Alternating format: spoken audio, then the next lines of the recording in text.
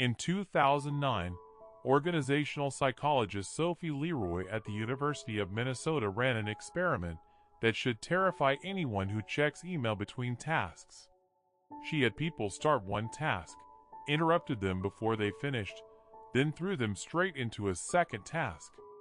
The people who switched mid-task performed measurably worse on the new task, not because they were tired, but because part of their brain was still stuck on the old one. She called it attention residue, and it doesn't clear on its own. Leroy tracked this across multiple experiments and found the residue wasn't just a feeling. It showed up in actual performance, in slower reaction times and sloppier decisions.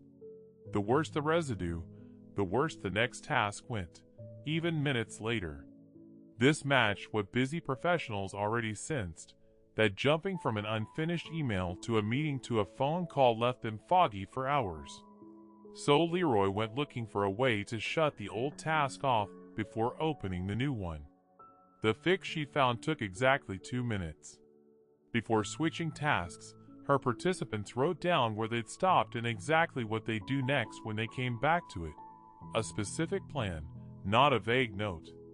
That 2-minute closing ritual cut attention residue dramatically, and performance on the next task jumped back toward normal. Leroy called it reaching a subjective sense of completion. Your brain doesn't need the task finished. It just needs to believe the loop is closed. That 2-minute rule is why some people hop between deep work and interruptions without losing their edge, while others feel scattered by 10 a.m. It's not willpower. It's whether they close the loop before they switch. We post a new one of these every single day, so subscribe if you don't want to miss tomorrow's. Once you know the trick exists, you start noticing how many people skip it and pay for it in fog all afternoon. Here's the part that surprises people.